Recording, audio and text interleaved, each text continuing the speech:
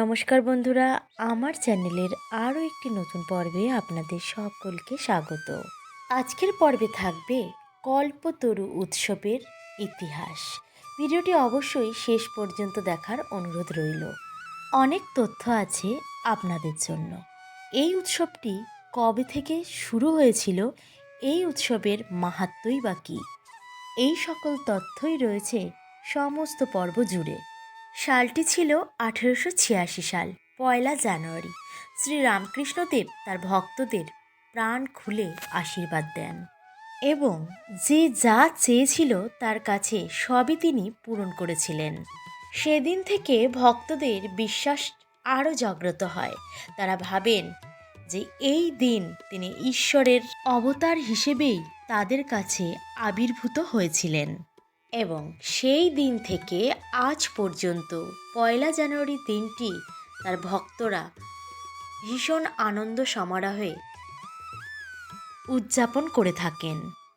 তাদের এই পালন করা উৎসবটির নাম কল্পতরু উৎসব। চলুন তাহলে বন্ধুরা এবারে জেনে নিই কল্পতরু কথাটির অর্থ কী। পুরাণে উল্লেখিত রয়েছে সমুদ্র মন্থনের অনেক কাহিনী। অমৃতের সন্ধানে এই মন্থন করেছিলেন দেবতা এবং অসুরেরা। মন্দার পর্বতকে এই মন্থনের দণ্ড হিসেবে ব্যবহার করে তুলে এনেছিলেন সমুদ্রতল থেকে একের পর এক সব আশ্চর্য জিনিস। এই সমুদ্র মন্থন থেকেই উৎপন্ন হয়েছিল শ্রী শ্রী লক্ষ্মী দেবী মায়ের ঐরাবত হস্তি, কামধেনু, চন্দ্র, অপ্সরারা এবং উচ্চৈঃশ্রবা অশ্ব ইত্যাদি। এবং আমরা সকলেই একটি কথা জানি, এই সমুদ্র মন্থন থেকেই কিন্তু উঠে এসেছিল হলাহল বিষ। তবে হ্যাঁ বন্ধুরা, শুধু কিন্তু বিষই যে উঠে এসেছে তা নয়, অমৃতও কিন্তু উঠে এসেছিল। মন্থন হয়েছিল অমৃতের। এগুলি ছাড়াও মন্থন থেকে আরও একটি আশ্চর্য জিনিস উঠে আসে। সেটি হলো এক আশ্চর্য বৃক্ষ, যার নাম দেওয়া হয়েছিল পারিজাত। পরবর্তীকালে স্বর্গের বর্ণনায় বারবার উল্লেখিত হয়েছিল এই পারিজাত বৃক্ষের নাম। জানেন কি বন্ধুরা, দেবরাজ ইন্দ্রের অঙ্গন প্রাঙ্গণের প্রধান বৃক্ষই হল এই পারিজাত।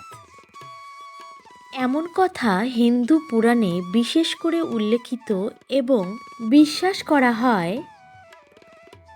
হরিবংশ পুরাণে উল্লেখ রয়েছে পারিজাত একটি কল্পতরু, অর্থাৎ এই গাছের কাছে যাই প্রার্থনা করুন না কেন তাই পাওয়া যাবে। সেই সঙ্গে এটাও উল্লেখ করা হয় বেশিরভাগ পারিজাত স্বর্গে রয়েছে, কিন্তু স্বর্গে থাকলেও মর্তে নাকি একটি গাছ এখনও রয়েছে। ভক্তদের বিশ্বাস পারিজাত একটি কল্পতরু, অর্থাৎ এই গাছের কাছে যাই প্রার্থনা করুন না কেন তাই পাওয়া যাবে। মহাভারতের অন্যতম চরিত্র পাণ্ডব মাতা কুন্তির নাম হতেই এই স্থানের নামকরণ করা হয়। কিংবদন্তি অনুযায়ী এখানকার অসংখ্য মন্দিরের মধ্যে একটি মন্দির নাকি স্বয়ং কুন্তি কর্তৃক প্রতিষ্ঠিত হয়েছিল। এমন কথাও কথিত আছে যে কুন্তিকে নাকি এখানেই দাহ করা হয়েছিল, আর তার ছাইভস্ম থেকেই উৎপন্ন হয়েছিল এই পারিজাত বৃক্ষ। বন্ধুরা, অন্য একটি কাহিনী মতে কৃষ্ণ তার পত্নী সত্যভামাকে মতান্তরে রুক্মিণীকে একটি বৃক্ষ স্বর্গ থেকে উপহার দিয়েছিলেন, আর এই বৃক্ষটি হল কল্পতরু বা পারিজাত বৃক্ষ, যেটি তিনি স্বর্গ থেকে মর্তে আনিয়েছিলেন। এই রকমই নানা রকমের কাহিনী রয়েছে কল্পতরু বৃক্ষকে নিয়ে। 1886 সালের 1 জানুয়ারি শ্রীরামকৃষ্ণদেব তার গৃহস্থ শিষ্যদের কাছে উপস্থিত ছিলেন। সেই সময় তিনি দুরারোগ্য গলার ক্যান্সার রোগে আক্রান্ত হয়েছিলেন, আর তার শরীরের অবস্থাও বিশেষ ভালো ছিল না। উত্তর কলকাতার কাশীপুর অঞ্চলে চিকিৎসার সুবিধার জন্য ঠাকুরকে নিয়ে আসা হয়েছিল এবং 1 জানুয়ারি বাগানে হাঁটতে বেরিয়েছিলেন। সেখানেই তার বিশেষ অনুরাগী ও নাট্যকার গিরিশচন্দ্র ঘোষকে ঠাকুর জিজ্ঞেস করেছিলেন, তোমার কি মনে হয় আমি কে? ঠাকুরের এই প্রশ্নে কিছুটা চমকে গিয়েছিলেন গিরিশচন্দ্র ঘোষ।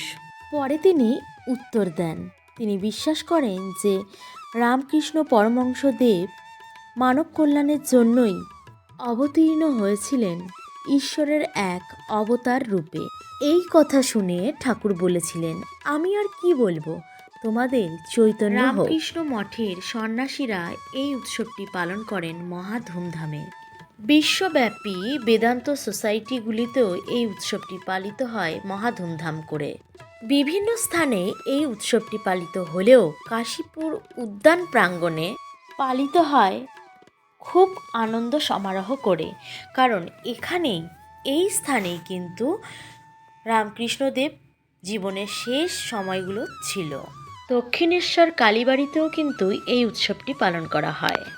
আর তখন থেকে আজ পর্যন্ত শ্রী রামকৃষ্ণের ভক্তেরা এই দিনটি মহা ধুমধাম করে পালন করে আসছে।